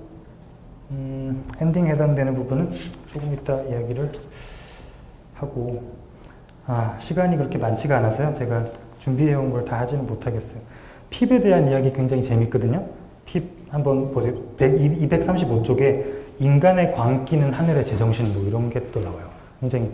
그러니까 우리 인간이 미친 건 그게 바로 이제 하늘의 제정신이라는 거예요. 천상에. 우리의 이성적인 판단이 저쪽 세계에서는 통하지 않는다는 얘기를 해요. 그러니까 극단으로 치달았을 때만 통한다. 우리가 미쳐야 제정신이 되는 거다. 뭐 이런 얘기를 이상하게 해요. 되게 멋있게 해요. 그것이 이제 235쪽. 1권, 2권이었나 1권이었나 제가 모르겠는데 나오고 그럼 이제 이런 공존하는 거죠. 이 공존이 각 인물들에 대응했을 때 인물의 차원에서는 어떻게 적용되는지를 제가 보여드릴게요. 에이헤브가 모비딕을 죽이고 싶어 복수를 하고 싶어 하는 이유는 물리적 이유와 형이상학적 이유가, 관념적 이유가 같이 있어요. 물리적 이유는 한쪽 다리를 잘려서 그래요. 예. 표현에 따르면 나처럼 썰어버렸다고 해요. 이 아래 턱이 굉장히 작거든요. 썰어버렸다고 하는데 굉장히 이상한 게 또 있어요. 그 에이헤브의 다리라는 챕터에 보면요. 에이헤브가 이게 다리가 잘린 다음에 목발을 짚고 다닙니다. 근데 그게 그 뒤에, 그러니까 이 모비딕을 잡으러 출항하기 얼마 전에, 불과 며칠 전에 뽑혔대요. 어떤 알 수 없는 이유에 의해서. 그래서 그게 사타구니를 강타했대요. 그래서 엄청난 고통이 있었고, 뭐 거의 수술에 가까운 그런 게 있었다고 얘기를 해요. 근데 멜빌이 이상한 게 뭐냐면 그걸 굉장히 은밀하게 얘기해요. 마치 엄청난 비밀인 것처럼. 아무도 에이헤브의 극히 지인들조차도 그게 배 위에 소문이 퍼져나가지 않게 그 일을 막았다라고 하거든요. 그래서 혹자들은 말하기를 다리를 잃어서 고래를 쫓는다? 좀 말이 안 될 수도 있죠. 물론 멜빌을 써요. 다리를 잃어서 왜 미쳤는지. 미쳤기 때문에 쫓는다. 그렇지만 또 숨겨놓는 거죠. 또 다른 이유를. 그러니까 생식 능력을 말 그대로 잃어버릴 확률이 아주 커요. 그래서 쫓는다. 이상한 이유죠. 좀 괴팍한 면이 있어요. 멜빌이. 이런 식의 이상한 것들을 종종 숨겨두곤 해요. 어쨌든 다시 보실 때 도대체 왜 에이헤브는 모비딕을 쫓는 것인가? 그 이유? 한마디로 말하기가 쉽지가 않아요. 예. 어쨌건 물리적인 이유에서는 그래요. 이건 아주 그냥 전형적인 복수극이죠. 이렇게 치면. 근데 멜빌은 그 모든 어떤 증오 같은 것들을 모비딕에 쏟아 부으면서 악의 근원, 어떤 악의 원천 같은 걸로 만들어서 악을 쫓는 것처럼 또 얘기를 해요. 그러니까 이렇게 치면 뭐예요? 이건 그냥 단순한 복수극이잖아요. 재미없는 인간적인. 이건 어떤 숭고한 행위가 되는 거예요. 악과 맞서 싸우는 죽음. 그리고 그 짝패인 모비딕도 마찬가지죠. 그냥 복수의 대상이 됐을 때는 그냥 사악한 고래죠. 그냥 머리가 좋고 재수가 없을 뿐이에요. 에이헤브한테 걸려서. 그렇지만 악이라고 이쪽 관점에서 봤을 땐 절대악이 되는 거예요. 모비딕은. 절대악. 두 쪽으로 다 해석이 가능해요. 그리고 가장 재밌는 것이 또 좀 난해한 부분이기도 한데 말씀을 드릴게요. 왜냐면 피코도 자체가 되게 재밌어요. 피코도 자체가 지닌 어떤 상징이랄까? 어떤 이상한 무게감이랄까? 그래서 여러분들이 읽어 나가시면서 계속 생각을 하게 돼요. 판단을 바꾸고 도대체 에이헤브는 왜? 대체 모비딕은 무슨 의미지? 그리고 피코도는 대체 뭐지? 피코도는 또 절멸했다고 책에 돼 있는데 절멸하진 않았고 아직 살아있다고는 해요. 하여튼 거의 절멸한 이제 인디언 부족 이름인데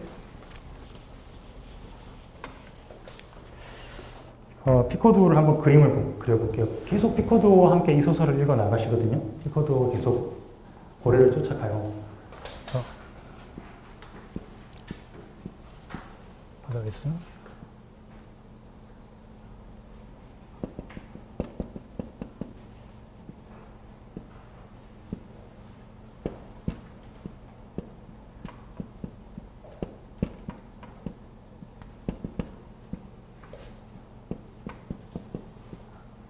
뭐 이렇게 너무 이렇게 배가 있으면요, 배는 동서남북으로 이렇게 움직이죠. 동서남북. 피코드호의 이 제1사장은 하늘을 향하고 있어요. 그래서 이 배는 복수를 위해 떠난 배지만 어떤 숭고한 목적을 가진 그런 배기도 해요. 그래서 위에는 천상의 세계가 있습니다. 아래로는 지옥이 있어요. 여기는 모비딕이 있는 곳이죠. 모비딕이 있는 곳이고, 그래서 이렇게 뭔가 되게 관념적인 그림이 그려져요. 동서남북으로 움직이거나 위로 가거나 아래로 가거나. 그래서 이게 계속 느껴져요. 읽으면 이 운동 에너지랄까 이런 것들이 위로 가야 되나 아래로 갈 수도 있고 좌우로 가고. 그리고 재밌는 게 어떤 그 나침반 있잖아요. 동서남북 알려주는 그런 것들의 또 상징이 되거든요. 여기서는. 그래서 나침반은 동서남북을 알려주니까 이제 이쪽에 해당되는 거죠. 이게 이제 물리적인 세계라고 볼 수가 있어요. 이쪽이. 여기는 이제 형이상학적인 세계가 돼요. 이렇게. 나침반. 여기는 이제 또 해당되는 게 다 있어요. 사분위. 읽어보시면 알 거예요. 이거는 이제 측심줄. 깊이 재는. 하여튼 뭐 다 해당되는 게 이렇게 있습니다. 예, 재밌어요. 딱딱 맞게 돼 있어요. 하나도 허투루 쓰인 게 없고요. 그래서 마지막 엔딩이 재밌는 것이요. 결국 침몰합니다. 결국 지옥으로 떨어져요. 떨어지는데 떨어질 때 이분법이 아니잖아요. 천상의 세계를 일부분을 가지고 이렇게 들어가요. 그게 이제 마지막 부분에 묘사가 되어 있는데요. 이게 되게 오묘해요. 마지막 엔딩이에요. 파멸하되 파멸하지 않은 그런 느낌이 나거든요.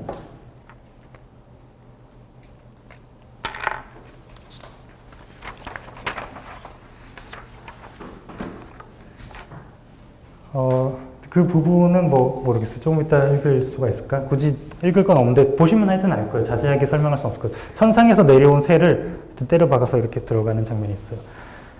그런데 지금 모비딕이 제가 이 적이라고 했잖아요. 적. 근데 모비딕을 보면 되게 재밌는 부분이 있는데 이 천상과 심연을 지금 한 자리에 갖다 놓은 건데 이런 문장이 딱 한 번 더 나와요. 예. 그냥 보면 이제 놓칠 수 있는 부분인데요. 고래의 꼬리에 대해서 말하는 부분이 있습니다. 이번에 171쪽인데 이렇게 해요. 고래의 꼬리에 대해서 얘기하면서 고래가 이제 바다로 고래가 원래 안 보여요. 원래 밑에 물에 잠겨 있는데 잠수하기 직전에 그때 꼬리를 이렇게 파르르 떨면서 들어간대요. 그때만 꼬리를 볼 수가 있다고 해요. 그래서 이렇게 했어요. 이렇게 멜길이 썼어요. 바닷물을 심연에서 튀어나온 저 꼬리는 저 지구의 하늘을 발작적으로 잡아채 보려는 듯하다. 이런 문장이 나와요. 그래서 그냥 보면 놓치기 쉬운 문장인데 저는 하도 여러 번 봤기 때문에 볼 때마다 이상한 거예요. 왜냐하면 이거랑 대꾸거든요. 하늘의 새, 이 새를 굳이 깃발로 휘감아가지고 들어가는 것. 이 이상한 운동, 지옥으로 들어가면서 천상의 일부를 굳이 가져가려는 운동. 그것이 고래도 그 짓을 한단 말이에요. 피코두어만 그런 게 아니고. 피코두어의 적인 고래도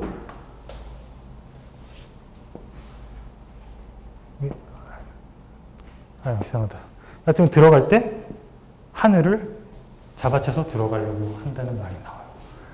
그러니까 뭐죠? 이렇게 되는 거죠. 이건 적대 관계가 아니고요. 똑같아요. 피코두어나 고래나 결국 추구하는 게 똑같고 어떤 처해 있는 상황이 똑같다고 해야 될까요? 지금 비슷하게 또 만들어 버리는 면이 있어요. 꼼꼼하게 봐야 보이는 부분인데요. 예, 이것이 이제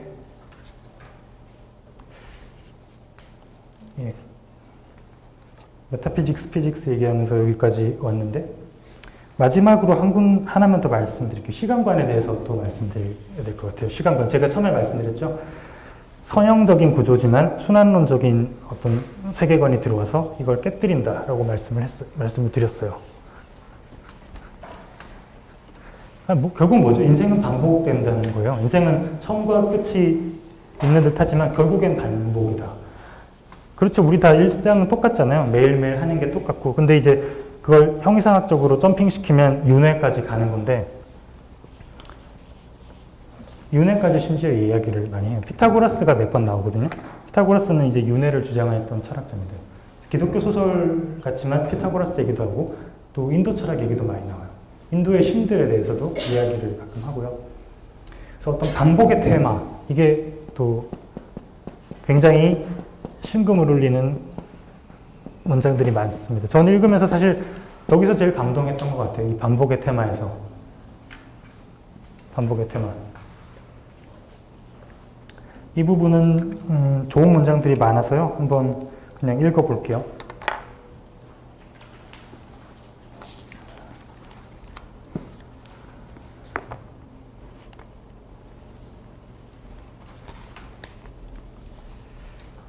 예, 이런 부분입니다. 세상에서 가장 위험하고 긴 항해를 한번 끝났다 해도 뒤에는 두 번째 항해가 기다리고 있을 뿐이며 두 번째 항해를 끝냈다 해도 뒤에는 세 번째 항해가 그 뒤에도 또 다른 항해가 영원히 기다리고 있을 뿐이다.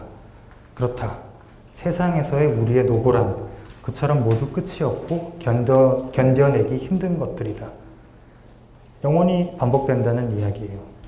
그렇죠? 다들 공감하실 것 같아요. 이런 문장들이 굉장히 많아요. 또 하나 더 보면요.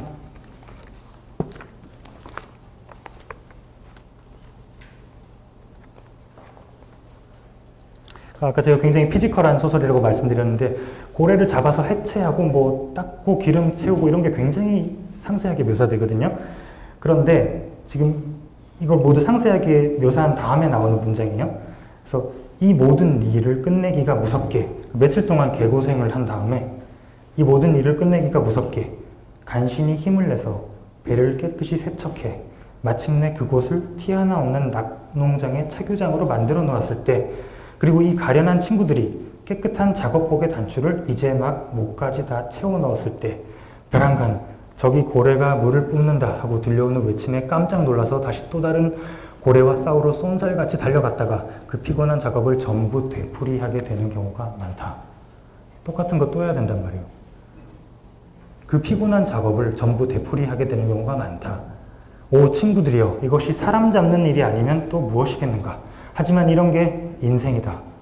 우리 인간들은 오랜 노력을 통해서 이 세상이라는 거대한 고래 몸뚱이에서 적지만 귀한 경례율을 뽑아낸 후 피곤한 와중에도 인내심을 발휘해 더러운 몸을 씻어내고 영혼의 임시거처인 이 깨끗한 육신에서 살아가는 법을 깨닫자마자 벼랑간 들려오는 고래가 물을 뿜는다 라는 소리에 그만 넋을 잃은 채 또 다른 세계와 싸움을 벌이러 출항해야 하고 젊은 시절과 똑같은 일상을 다시 반복해야 하는 존재인 것이다.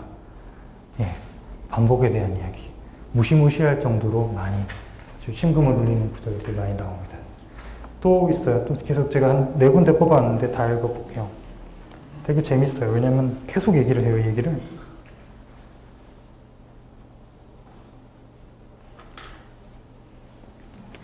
네, 114장 금박봉에 나오는 부분이고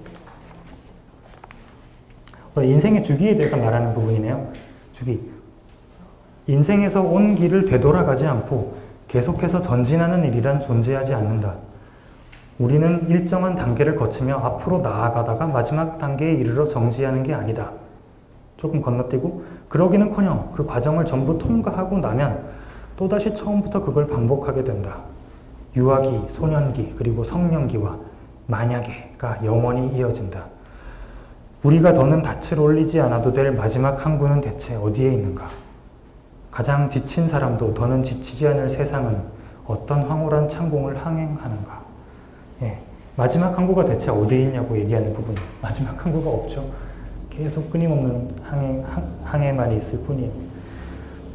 그리고 제가 처음에 마치 이걸 다 읽고 처음으로 돌아가면 환생한 느낌이 들거든요. 한 생의 주기가 끝나고요. 다시 새 주기가 시작되는 느낌이에요. 근데 이것이 언젠가 체험해봤던 그런 것 같아요. 예, 그렇게 읽혀요. Call me Ishmael 하는데 다 끝나고 난 다음에 또 돌아와서 또 모든 걸 다 다시 하고 그리고 이 포경선언이라는 것들이 할 수 있는 게 또 한계가 있죠. 뭐 뻔해 할 수 있는 것들이. 그 부분을 또 말하는 부분이 있어요. 해봤자 뭐 뻔해요. 여기 다 나와요. 이시미얼이 지금 하급선언이지만 이시미얼의 미래가 있고요. 어떻게 보면 모든 인물들의 현재, 과거, 미래가 이 소설에 다 있어요. 그렇게 읽혀요. 물론 성향이 다르지만 다 끝내고 돌아와서 읽으면. 이시미얼이 에이헤브의 과거였을 수도 있겠다. 그리고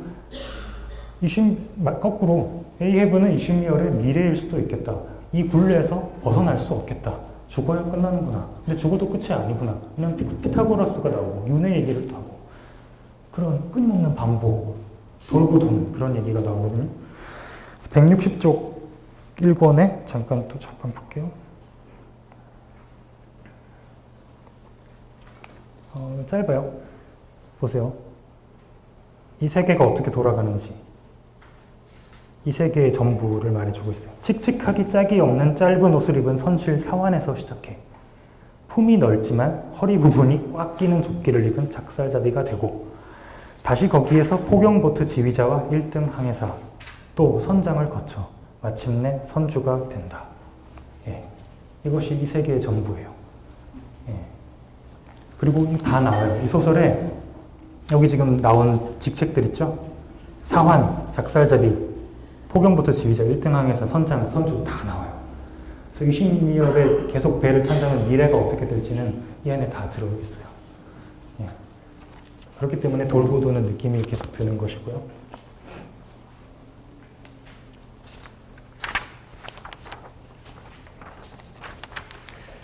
네, 하여튼 뭐라고 좀 잔뜩 떠들어 봤는데 워낙 다면체에 가까운 책인 것 같아요. 그래서 제가 좀 얘기를 좀 굉장히 어렵게 드린 것 같아요. 구조에 대해서도 이야기하고 뭐 피직스니 메타피직스니 말씀을 드렸는데 그렇게밖에 말씀드릴 수 없는 또 이유가 있었어요. 저도 하나의 세계관을 택해서 뭐 편하게 말씀드리고 그러면 좋겠지만 도대체 이것이 왜 이렇게 여러 갈래로 해석되는가? 도대체 어떻게 설계를 했길래 그렇게 됐나? 그걸 말씀드리는 게 잘은 말씀을 못 드렸지만 그래도 시도라도 하는 게 저는 좋다고 생각해서 좀 엄한 얘기지만 말씀을 드렸고요. 그래서 읽으실 때 도대체 아까 제가 말한 거 있죠? 위아래 좌우, 동서남북과 천상과 아래 이런 것들 느끼시면서 읽으면 재밌을 것 같아요. 더 생각할 게 많아져요. 그래서 잠정적인 결론은 그렇죠. 그 자체로 존재하는 것은 아무것도 없다. 이 얘기를 계속 하고 있는 것 같아요. 굉장히 상식적인 이야기 같기도 하지만 그걸 문학적으로 구현해내는 건 굉장히 어려운 일이죠. 대척적인 것들이 있는 것들을 다 포괄하면서 모든 것들을 다 담아내려고 하는 욕심을 이 작품, 어떤 야망을 이 작품에 담았다고 저는 생각해요. 그래서 읽는 사람마다 다 달라지는 것이고요. 그래서 여러분들도 어떻게 읽고 어떻게 느끼실지 상당히 궁금해요. 그렇지만 한 가지 확실한 건요. 어떻게 읽든 간에 이것은 거대한 이야기고요. 어떤 거대함에 참여하는 이야기라고 생각을 하거든요. 그래서 멜빌이 독자들에 대해서 끊임없이 뭔가 말을 거는 그런 문장들이 있는데 그 중에서 이제 제가 가장 좋아하는 문장 하나가 있어요. 멜빌이 여러분한테 하는 말이죠. 제가 이제 멜빌에 충실한 종으로서 이 책을 옮겼잖아요. 한 줄 한 줄 정말 그냥 종으로서 옮겼어요. 그래서 그 문장을 멜빌을 대신해서 여러분들께 전해드릴까 합니다. 2권의 306쪽이고요. 104장 화석화된 고래 장면이에요. 반 페이지 조금 안 되는데 읽어볼게요. 살다 보면 딱히 대단치 않은 주제를 다루면서도 그로 인해 마음이 벅차오르고 감정이 고조된다는 작가들의 이야기를 종종 듣곤 한다. 그러니 이 리바이어던에 대한, 고래에 대한 글을 쓰고 있는 나는 어떻겠는가? 나의 서체는 나도 모르게 플래카드의 대문자만큼이나 거대해진다. 내게 콘도르의 기수로 만든 펜을 다오. 내게 베수비오 산의 분화구를 잉크통으로 다오. 친구들이여, 내 양팔을 붙들어 다오. 단지 이 리바이어던에 대한 나의 생각을 적는 행위만으로도 나는 진이 다 빠지고 마치 학문의 모든 분과 모든 세대의 고래와 인간과 마스토돈, 과거와 현재와 미래, 지상 모든 제국의 흥망성쇠, 우주 전체와 변두리까지 아우르며 뻗어나가는 듯한 그 광범위함에 머리가 어질어질해질 지경이 되기 때문이다. 붙잡아 달라고 하죠. 바로 이것이야말로 거대하고 자유로운 주제가 지닌 미덕. 모든 것을 확대하는 엄청난 미덕이다. 우리는 그 주제의 크기만큼이나 확장된다. 웅장한 책을 쓰려면 반드시 웅장한 주제를 택해야 한다. 벼룩에 대한 책을 쓰려고 시도해본 이들은 많겠으나 그 주제로는 결코 불후의 명작을 쓸 수 없다. 예. 읽을 때마다 많은 생각을 하게 되는 문장이에요. 웅장한 주제로 썼지만 뭐 읽어주는 사람은 없었습니다. 다 죽고 나서 이제 읽히는 게 무슨 소용인지 모르겠지만 어쨌건 거대하고 웅장한 주제고요. 여러 사람들이 읽으면서 그만큼 거대해지는 게 사실인 것 같아요. 역사가 말해주고 있고 모비딕의 끊임없는 생명력이 말해주고 있습니다. 그런 사실을. 그래서 시간이 거의 다 됐는데요. 예, 그럼 전 이 정도로 이야기를 마치고요. 여러분도 방금 멜빌이 말한 것처럼 이 책의 주제의 크기만큼이나 확장되시길 바랍니다. 꼭 한번 읽어보시고 2번 읽으면 더 많은 걸 알 수 있고요. 3번 읽으면 더 많은 게 보이는 그런 작품입니다.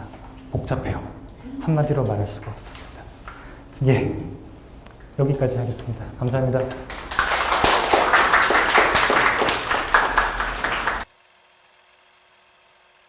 책 보면 피커드에 대한 묘사에서 피커드를 네. 찾아봐도 네. 그 당시 구경선이 뭐 이런 모양이었다고만 나오지 이렇게 약간 근거가 있는 배라든지 이런 모양을 볼 수 있는 사이트라든지 그런 게 있을까요? 배 모양 피코드고요. 네. 피코드 영화들 보시면 되는데 모비딕에 구현이 제대로 되진 않았어요. 그러니까 피코드 재밌는 말씀하셨는데 피코드가 그 처음에 배를 고르거든요. 이 어떤 배를 탈 것인지 그 부분도 되게 재밌는데 고르는 게 원래 퀵해그라는 사람한테 맡겨요. 네가 잘 아니까 네가 다 골라주는데 퀵해그가 점을 봐서 너한테 다 하라고 했어. 그래서 얘가 이슈미얼이 자기는 당황스러운 거죠. 얘가 다 해줄 줄 알았는데 나는 아무것도 모르는데 그래서 고르게 되는 배가 피코드잖아요. 근데 보면은 제가 지금 구체적으로 기억 안 나는데 이 키 있잖아요. 키도 고래 뼈를 통째로 깎아서 만든 거라고 나오고 뱃머리도 고래의 그 아래 턱을 깎아서 만든 거라고 나와요. 굉장히 야만적인 배거든요. 이상한 배예요. 그러니까 게임에나 나올 법한 그런 형체의 배란 말이에요. RPG 게임 이런 데 나올 법한. 그걸 그대로 구현하기는 힘들었을 것 같아요. 피코드 호를 딱 보고 싶다면 보기가 힘들지만 전형적인 포경선은 뭐 하트 오브 시 같은 영화, 옛날 모빙 영화도 보실 수 있고요. 그리고 포경선 찾아보셨다고 하는데 더 사실 책을 읽으면 알 수 없는 게 제가 말씀드렸어요. 포경보트. 포경보트. 그러니까 보트를 내려서 고래를 잡잖아요. 밧줄이 굉장히 복잡해요. 그래서 밧줄 얘기가 또 잔뜩 나오거든요. 우리 이 멜빌이 잘하는 거 아주 구체적인 이야기에서 시작해서 보편적인 이야기로 가는 거. 밧줄 까딱 잘못하면 밧줄에 어디가 묶여서 바다로 가버린다는 얘기 많이 나와요. 그래서 사실 그게 복선이거든요. 에이헤브도 그렇게 죽어요. 근데 우리 모두의 목에는 사실 밧줄이 걸려 있어. 이렇게 또 그 챕터가 끝이 나요. 그래서 우리의 일생이, 우리의 운명이 작사자비들과 다르지 않다. 하나도 다르지 않다. 또 이렇게 점핑을 하는 놀라운 부분이 있는데 어쨌건 제 생각엔 그래요. 영상을 보면 보트에 대해서 더 알 수 있는 게 많지 포경보트는 그렇습니다. 아니 근데 아까 전에 네. 고래 보여주셨잖아요. 저 정도면 뭐 공인된 강의고래가 할 수 있는데 그래서 굉장히 디테일하게 구현이 돼 있는데 피커드는 그런 상품이 피커드로 나온 상품은 없을까 싶어서 공인된 문학적인 어떤 많이 배에 관심이 많으신 그건 아닌데 그건 아니고. 듣다 보면 감이 좀 안 오는 그 맞습니다. 굉장히 이상한 배예요. 전혀 그 당시 포경선하고도 전혀 다른 거 같아요. 많이 다릅니다. 디자인이 독특해요. 일부러 그렇게 쓴 것 같아요. 이상한 뉘앙스를 많이 넣었어요. 그게 구현된 건 아직 제가 알기로는 없는 것 같습니다. 이건 모르겠어요. 그 관련 쪽 일하시는 분은 아니에요. 피규어 같은 것 쪽이나. 그러니까 저도 공인된 게 있으면 사고 싶어서요. 잘 모르겠습니다. 저도 찾아봤어요. 피컷도 제가 맨날 구글링을 했거든요. 사실 사전만 보고 해서 알 수 없는 내용이 굉장히 많거든요. 실제로 제가 한번 배를 타보고 싶었었어요. 가능하면. 그러면 한 번만 타보면 알 것 같은 거. 이게 어떤 건지. 물론 죽었겠죠. 밧줄이 어디 묶여서 금방 떨려 나갔겠지만 그렇습니다. 아쉬운데 저도 멜빌이 구현한 피코드를 완전하게 그림으로 그렸거나 이런 건 저도 찾지 못했어요. 그리고 그림 그린 것들도 그런 걸 다 무시하고 그렸어요. 제가 봤을 때. 그래픽 노블 제가 기억이 잘 안 나는데 그래픽 노블 샤브테 거 있잖아요. 거기에 뭐 어떻게 그려졌는지 다시 한번 보셔도 혹시 보셨나요? 이게 과연 그게 전문가들이라든지 혹은 그 덕후라는 분들이 피커드하고 인정을 어느 정도 고민을 받아야지 저도 신뢰성이 있는 것 같은데 네. 그래도 뭐 샤브테가 그렸을 때 굉장히 공들여서 그렸기 때문에 그래도 비슷하지 않을까 싶습니다. 그리고 상상하는 게 또 재밌기도 한 것 같아요. 피규어를 사면 좋겠지만 저도 거기까지 답변 드릴 수밖에 없을 것 같네요. 네. 네. 이 책 자체가 네. 다양한 주제들이 많이 나와서 네. 그 중에 그 1장부터 보면 이제 이 주인공이 물에 그 가양을 하는 이유 같은 경우에 답은 없지만 어떤 심리적인 어떤 그런 좀 이렇게 묘사하는 부분이 나오고 하더라고요. 네, 물에 대해서 얘기합니다. 물이 우리를 끌어당긴다. 그 다른 데서 찾아본 게 멜빌 자체가 멜빌이 그 약간 신비주의적인 영향을 받는 게 있는 것 같다는 그 문자가 그렇게 있어요. 그래서 네네. 그 이 작품에는 이제 그런 요소를 읽을 수 있는 부분이 있다고 생각하시는 그런 좀 궁금하더라고요. 신비주의라 하시면 신비주의가 구체적으로 1800년대 중반의 미국의 이제 뭐 영매를 불러들이는 건물기 이런 쪽에 이제 부흥이 많이 됐다고 네네. 하더라고요. 네. 그러니까 이그 멜빌도 그런 걸 보면 알았을 거고 네. 그 약간 유대교 신비주의적인 어떤 그런 것들 네. 이 질문 드린 이유는 이제 종교학 공부를 하신 것 같아서 예. 그런 관점에서 읽을 수 있는 건지 네. 그러니까 제가 멜빌의 자료들을 다 찾아보진 않았지만요. 굉장히 이상한 것이 힌두교시나 이런 게 많이 나와요. 그래서 샤스트라라는 말도 쓰고요. 심지어 고래의 이 조상으로 마치야를 댑니다. 마치야가 비슈누 신의 첫 번째 화신이에요. 근데 그게 고래가 아니거든요. 근데 고래라고 우기는 거죠. 우리 고래의 계보를 쭉 대면서 우리 고래의 계보의 제일 위에는 신이 있어. 막 이렇게 주장합니다.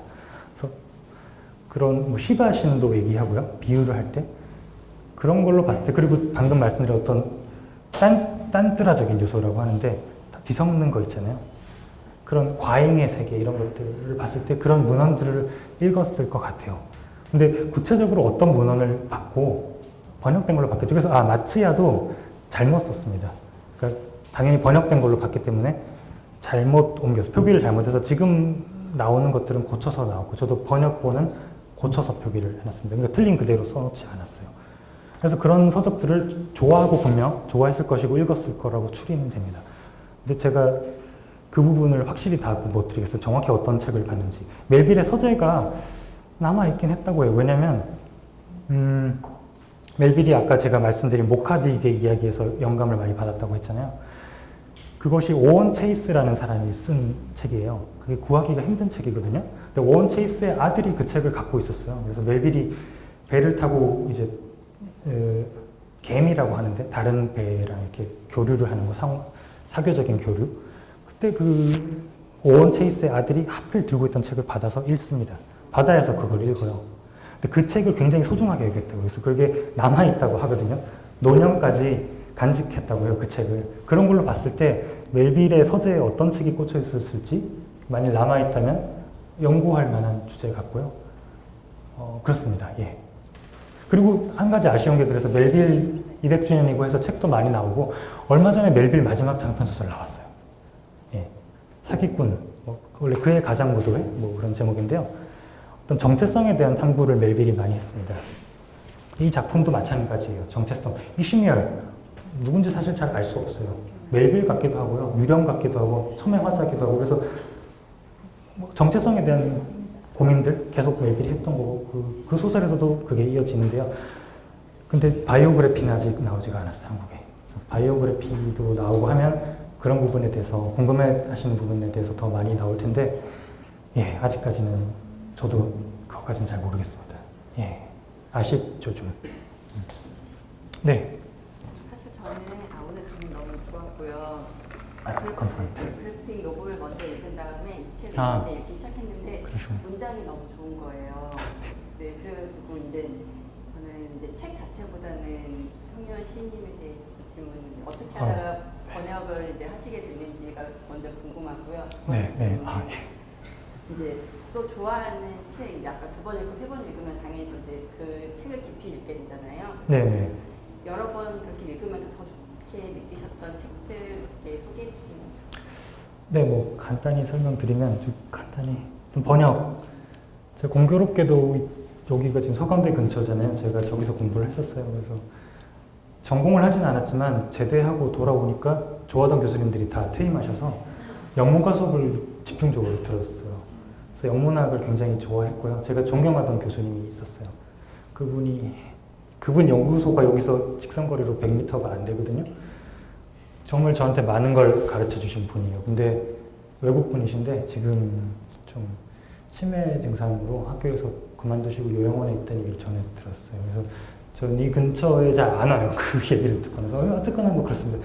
그래서 영어 공부를 뭐 많이 했고 영문학을 좋아했고요. 계속 제가 했던 일들은 다 영어와 관련된 업무였어요. 그래서 영어를 꾸준히 읽었고, 제 첫 번역서, 아까도 얘기했는데 그 첫 번역서가 있었어요. 그 How to Live Like an Italian이라는 책인데, 이탈리아인처럼 사는 법. 아주 옛날에 제가 시인으로 뭐 소위 등단이란 거 하기 전에 직장 다닐 때 작업했던 책인데, 출판사가 엎어지는 바람에 돈도 다 못 받고 책도 나오지 않았습니다. 그게 제 첫 번역이었어요. 예. 그래서, 그리고 밥 딜런 통해서 하게 된 거죠. 사실 시인이기 때문에 저한테 그게 온 거죠, 밥 딜런이. 제가 시인이 아니었으면 그 일이 오지 않았을 것이고, 그래서 연이 닿아서 다행히 계속 하게 된 것입니다. 예. 재밌어요. 제 성격하고 맞아요. 저는 그냥 앉아서 꼼꼼하게 보는 걸 좋아하거든요.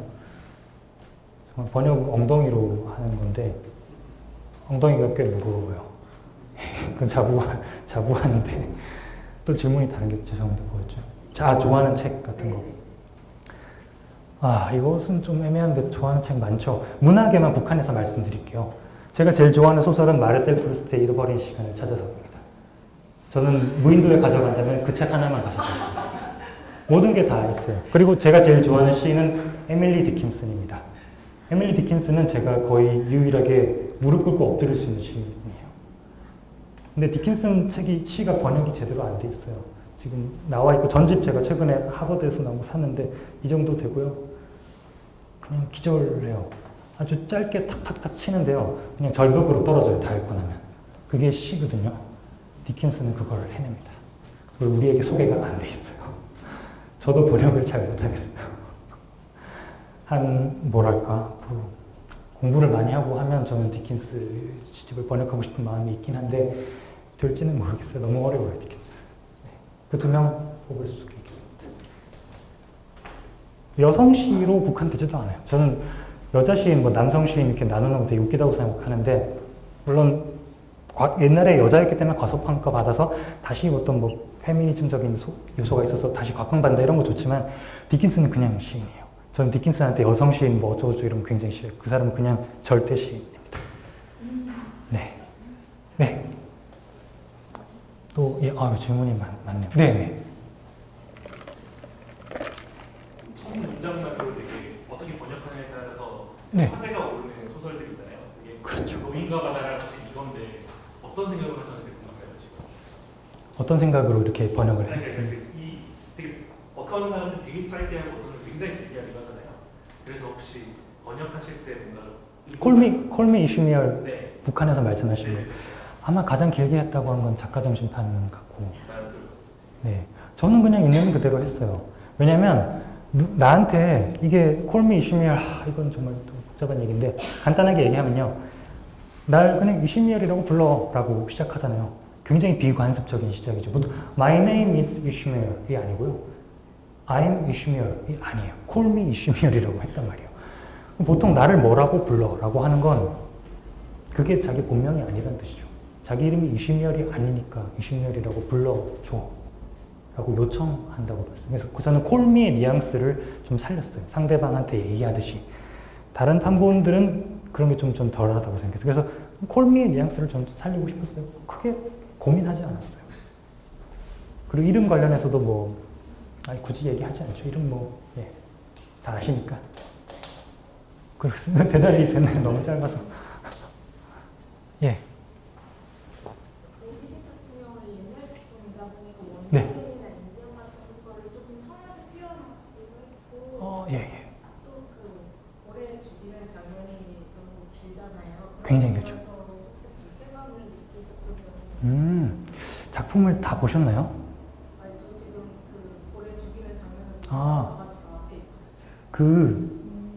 저는 그렇게 읽진 않았어요. 이 퀵해그가 특히 굉장히 멋있게 그려지고요.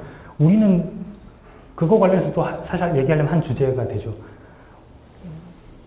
멜빌이 제가 말씀드렸죠. 타이피라는 소설. 타이피에 가면서 우리가 알던 것과 실상이 다르구나, 이 사람들이. 우리는 선입견을 갖고 있었구나라는 걸 이미 깨달은 사람이에요. 그래서 계속 조롱해요, 기독교인들을. 얘네가 우리보다 훨씬 나라고 계속 얘기해요, 오히려. 그래서 선하게 얘기하지 않는다고 생각해요. 물론 그렇게 얘기하죠. 그렇지만 그런 요소도 있겠지만 주인공이 깨달아 나가죠, 점점. 아니구나. 그래서 마지막 결혼한 사이라고 하죠. 결혼해요. 예. 왜 결혼이라고 생각을 하게 우리 섬에 초반 부분에 갑자기 침대로 주인공을 끌어들이고 네, 브로맨스가 있습니다. 브로맨스. 예. 그리고 되게 감동적이었어요. 근데 좀 감동적인 브로맨스를 읽었어요. 내가 죽으면 내가 가진 걸 너한테 다 줄게 하고 서약서 갑자기 쓰고 하잖아요. 눈물겹죠. 그리고 퀵해그가 가장 멋있는 캐릭터예요. 사실 제가 오늘 구성에 넣을 데가 없어서 퀵해그 얘기를 하지 않았는데요. 가장 멋있는 캐릭터고 가장 인간다운 인간이 퀵해그로 같이 나와요. 주인공의 의식을 변화시키는, 주인공이 점점 마음을 열거든요. 에이헤브는 그냥 닫고 가만히 있어요. 절대 열지 않아요. 주인공은 계속 열어요. 그 열게 하는 촉매자가 퀵해그입니다. 야만인들이에요. 특히 에이헤브를 퀵해그로 대변되는. 그게 제 답변이고, 그리고 불쾌하지 않았냐고 하셨는데 잔인하죠. 굉장히 잔인해요. 그리고 불쾌함보다는 저는 슬픔을 많이 느꼈죠. 최근이 더 잔인해요. 옛날에는 작사를 이렇게 꽂아서 피를 흘리기 위해서 피가 다 쏟아질 때까지 기다리는 거잖아요. 엄청나게 잔인하죠. 그래서 요즘은 더 잔인합니다. 요즘도 여전히 잔인하고 불쾌하고 힘들었는데요. 그럼에도 불구하고 이걸 그렇게 천하게 그리지 않는 이 선원들이 또 먹고 살잖아요. 우리가 인간이잖아요. 그래서 당시에 포경업의 역사에 대해서 알아야 되는데 굉장히 큰 산업이었어요. 그래서 이걸 뭐 불쌍하다고 안 할 수는 없었던 것 같고 모든 게 다 고래 한 마리에서 왔어요. 예, 그랬던 맥락이 있는 것 같고요. 좀 뭐 답변 드리면 힘들죠. 지금도 힘듭니다. 예, 저 뭐 과격단체 이런데 막 들어가서 고래를 위해서 싸우진 못하겠지만 그런 마음도 가끔 있고 그래요. 여기 일본과 관련해서 그렇습니다. 감사합니다.